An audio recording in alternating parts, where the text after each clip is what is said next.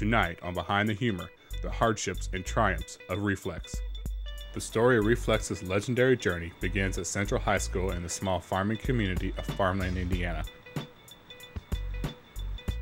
Simon Diddleberger. Boy, he is the guy that started the whole thing.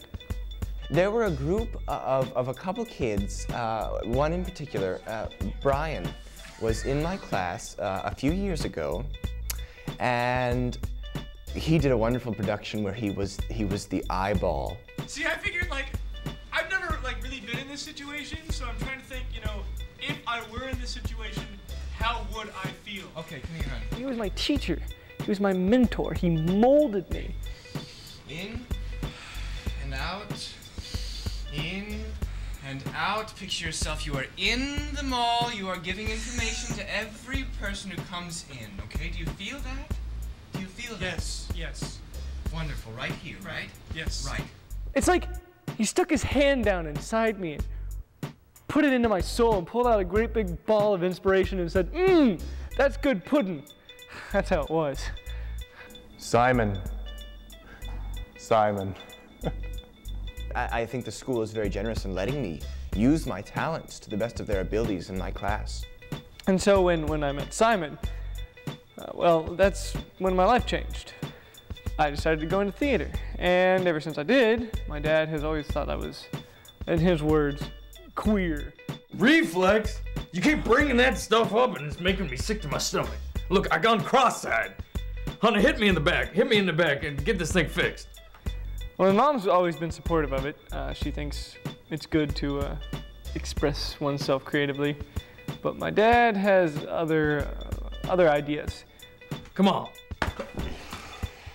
There we go, it's all back normal now. Don't you ever say reflex in my presence again. I get mad whenever I hear that. I'm getting hot, I'm getting all sweaty, God. I'm gonna have to take off this coat. Take off. Brian's parents' lack of enthusiasm about his career choice was not echoed by Simon Diddleberger. Brian has a certain sparkle, He's radiant. And when he gets up there, not only does he know his stuff, but he's just so open. Not only does he have this wonderful dramatic talent, but if you've ever seen him do any kind of comedy, it's wonderful. He just opens up and explodes.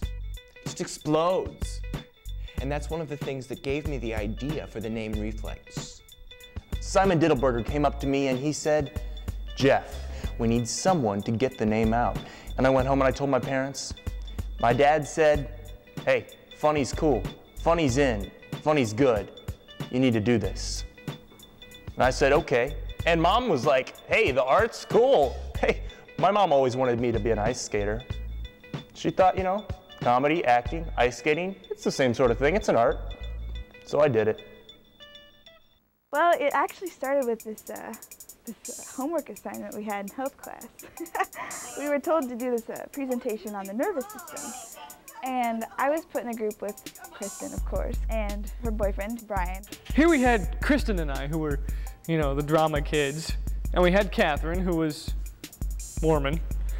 And we had Jeff, who was, he was popular. That's why we had him in the group in the first place. He was our commercial guy. Every day, in the middle of practice, I'd look over at the corner of my eye and Catherine be right over there. And, she caught my eye. Jeff had entered into something more than just a comedy troupe. Jeff had entered into Catherine's heart. Catherine was different. Catherine was certainly different. She was homeschooled, and that made her different. But that made her all the more special. Jeff's very special to me. He was like the first boy I ever saw that I will never forget. I walked into the school and there he was at his locker getting his books out. I was like, that's the boy. But he was just almost magical. From that day on, I was infatuated, I just kind of always would stare at him in class, just be hoping he'd turn and look at me. But, he never did. And I opened Catherine's eyes to the world. Catherine, now she's the Muslim one, right?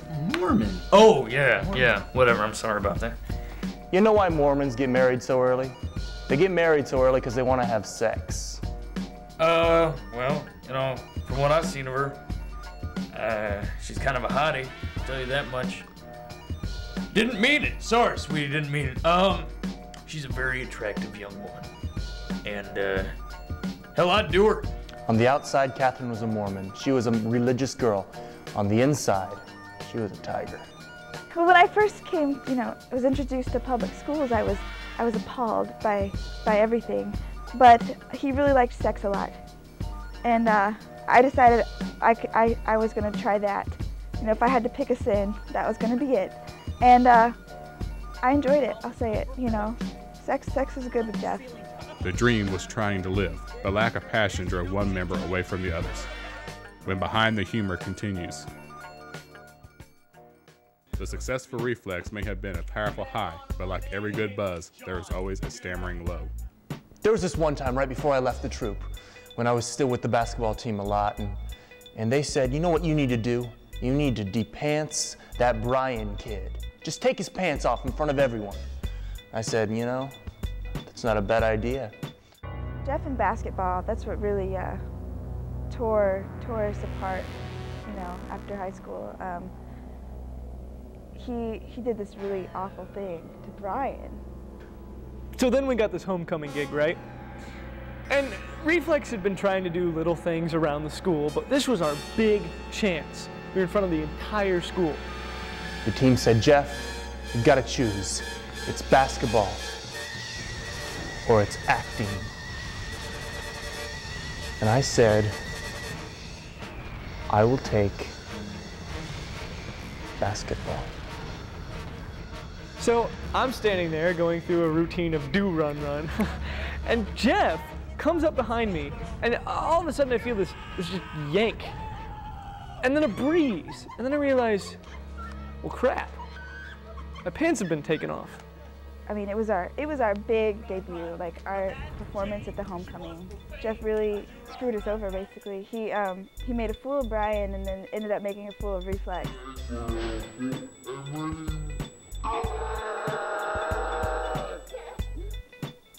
Actually, that night he left me too, so, it was a bad day. It was really bad. The troop wasn't just going to die, not while I was running the show. I didn't mind quitting. It was starting to get old anyway. Some people may be quitters, but not me. Now one member short and their collegiate academia right around the corner, Reflex was losing ground. Oh, college life was great. College life was excellent. I finally got away from my parents. So we hear we're gonna ask some questions about my son. Damn thespian.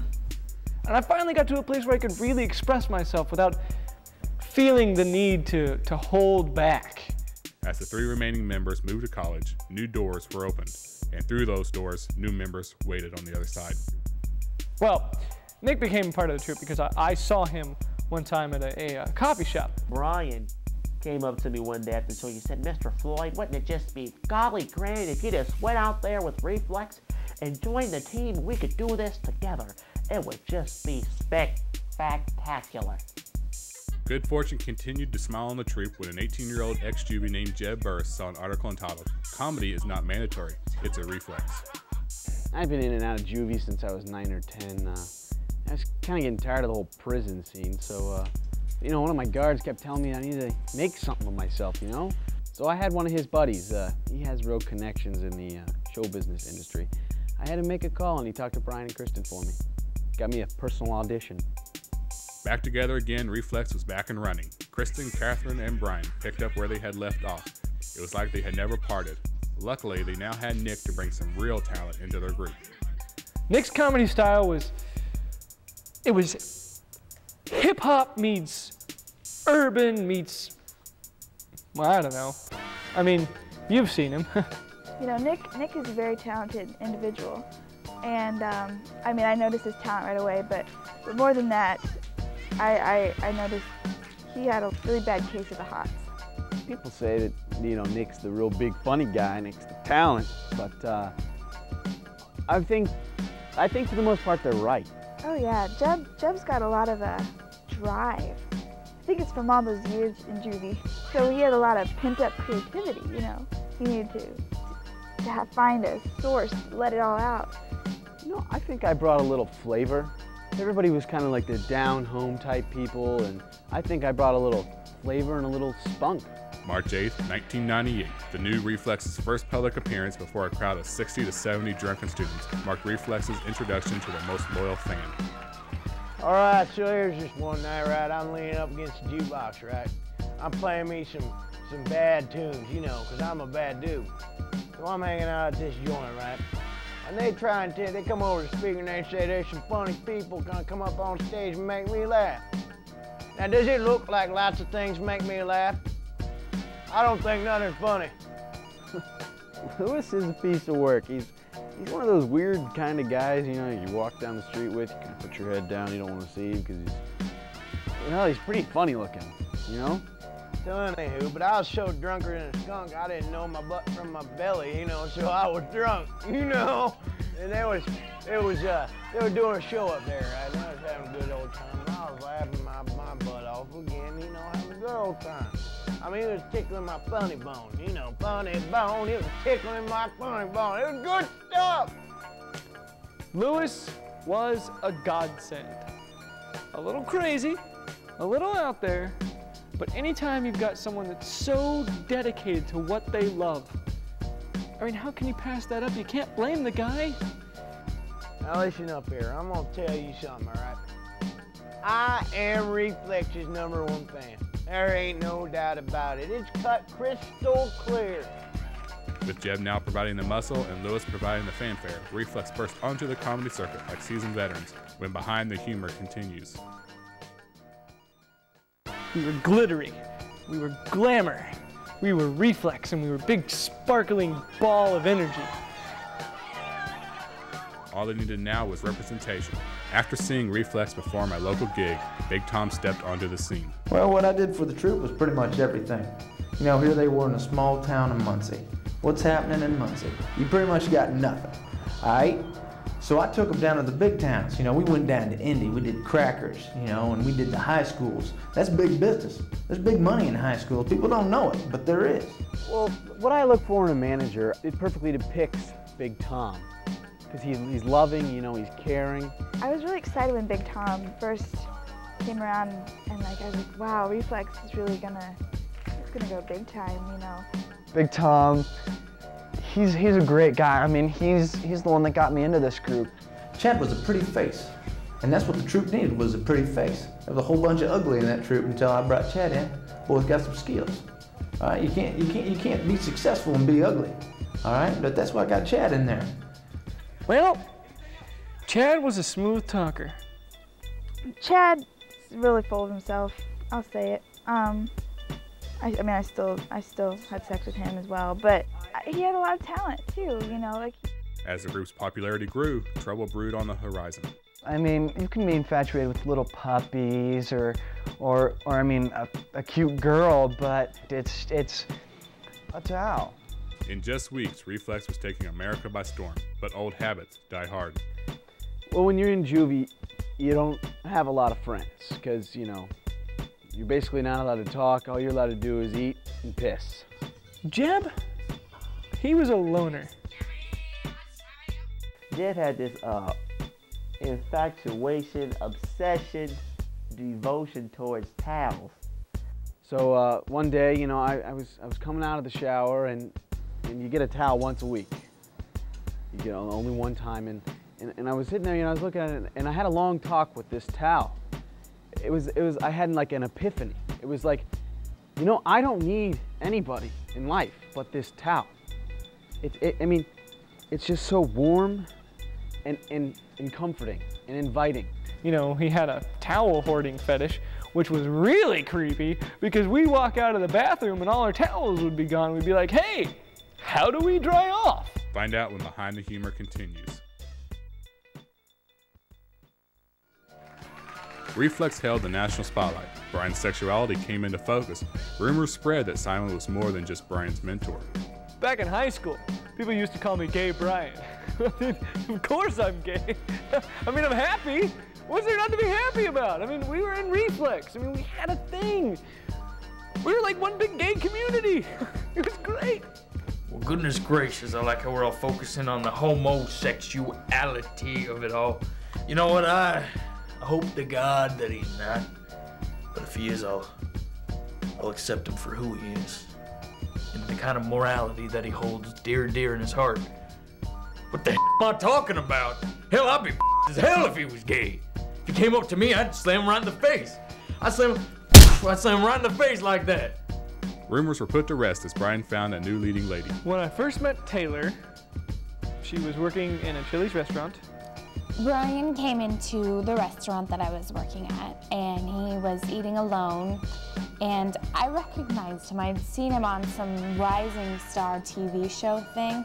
And so Taylor and I started talking while she was giving me my order, and then we decided afterwards to just go to a park and talk.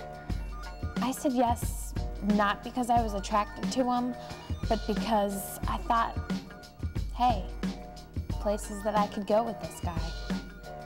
You know, I don't really know what to think about Taylor. She's kind of like one of those girls that's like, would only be your friend if you had something to offer. But Brian seems to like her, and I trust his judgment, so. Taylor, she was what I needed at the time.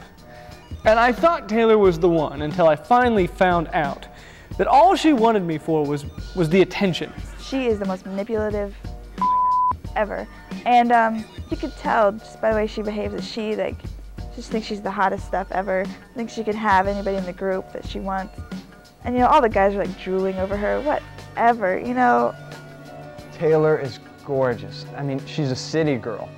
I mean, she gets up in the morning and just the transformation from morning Taylor to pretty Taylor, it's dramatic. I mean, it's two different people. Taylor. Now, you know, we dated for a minute. I had to cut her loose, you know, because I said, baby, if you don't start hitting the fonda and leave the fondue alone, you won't be able to find me ever again. So I had to leave. She taught me a thing or two. I mean, that's about all I could say. I mean, I don't want to. This is gonna be shown to kids too, so I can't get into details with that. Okay, I'll tell you a secret. Taylor has to wax her hair lip. Her lip hair, I mean, sorry. Her lip hair. She has like a mustache unless she waxes it. It's true. I also saw her pick her nose once. She just wanted to be part of Reflex so she could mooch off our success.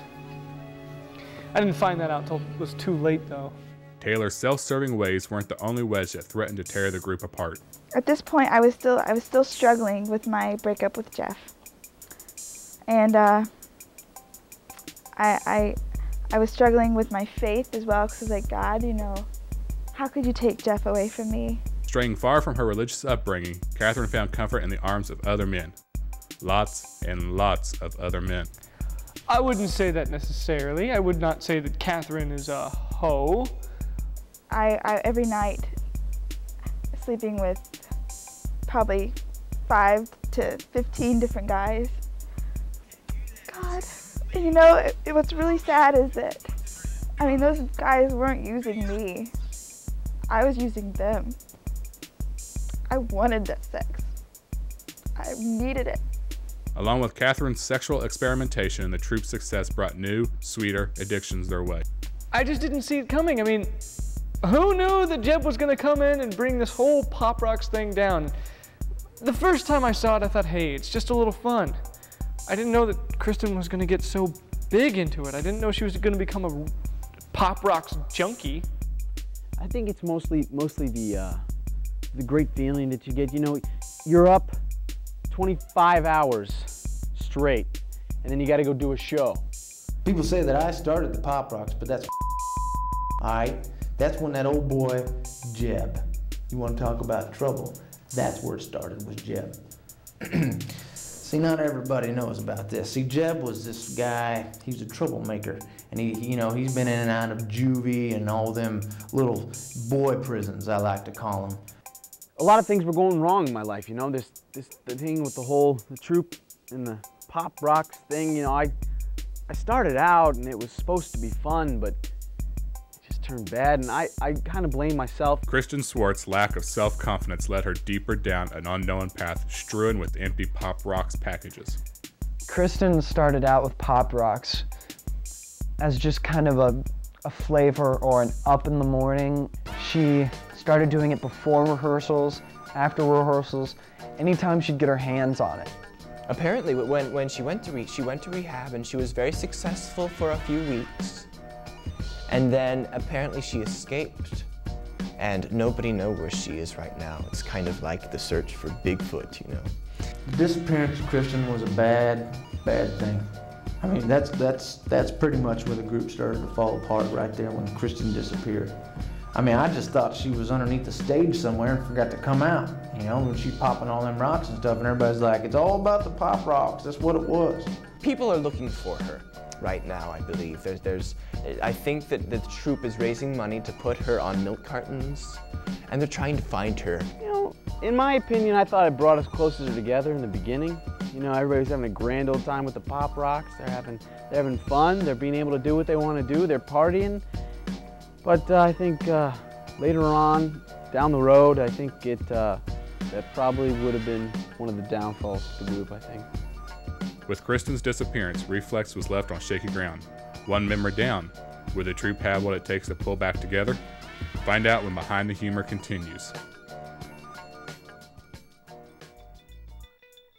They were stars across America, but the group soon fell prey to the pitfalls of life on stage. It had been building up for a while, this tension between Chad and I. Jeb hasn't liked me from the start. It all started when I first entered the group. Chad and I come from two different worlds. He's caviar and I'm peanut butter on crackers, you know? One day after a show, I saw a towel and I needed to just kind of blot my face off, and so I picked it up. Chad picks up one of Jeb's towels. Jeb says, "Put down my towel." And you see that eye? You see that? His eye started twitching. Now you know something going to go down when somebody's eye starts twitching. And then Jeb just decked it. You know what I'm talking about? Jeb just reached out and he clocked Chad. Knocked him in the next Tuesday, slapped him like a red-headed stepchild, he banged him like a screen door. You know what I'm talking about? I mean, he bumped ugly with him. And I was like, damn, you know? I saw my fist, and I saw his face, and I saw a genuine opportunity for redemption. Jeb and Chad's throwdown ripped through the frail ties holding the group together. The fight shocked audiences, making even the most loyal fan fear what would become of Reflex. Jeb, why'd you do it, Jeb? Why you trying to take this from me? Why you tearing me up inside like this? I love Reflex, don't do it to me. Well, he did. He didn't hurt me. Jeb needed to be kicked out of the group after hitting Chad. I mean, you just don't go around hitting people.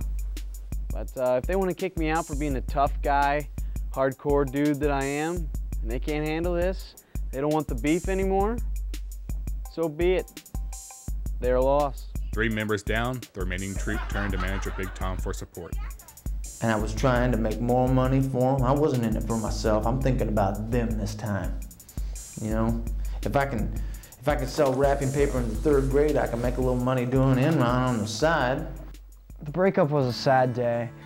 I mean, we saw it coming. I mean, once Big Tom took all of our money and just started spending it like it was cheese on the stock market. I mean, it was a hard thing. I mean, we wanted to keep going, but without the money there.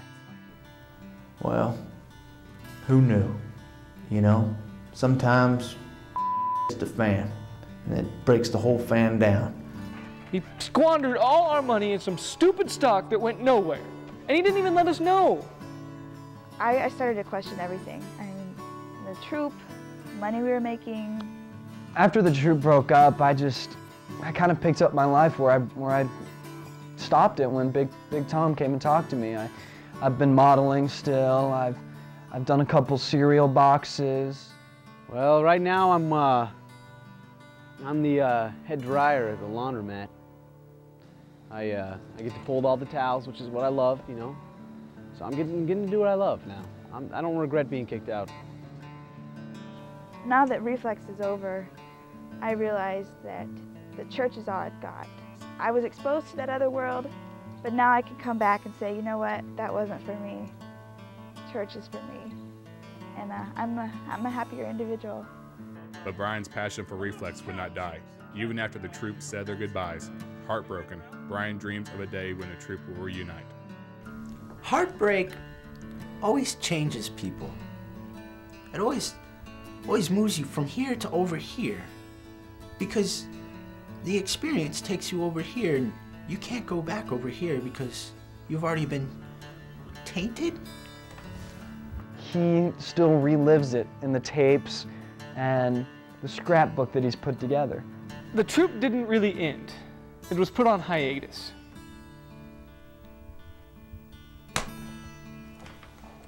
So, I'd have to say he was changed.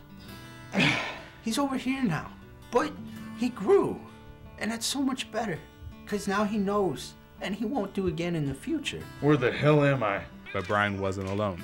He would always have the support of Reflex's biggest fan. And I swear on my great-great-grandpappy's uncle's brother's grave, they will reunite. Lewis would always remain loyal to the dream that was Reflex, which just goes to show they may take away your troop, but they can never take away your Reflex.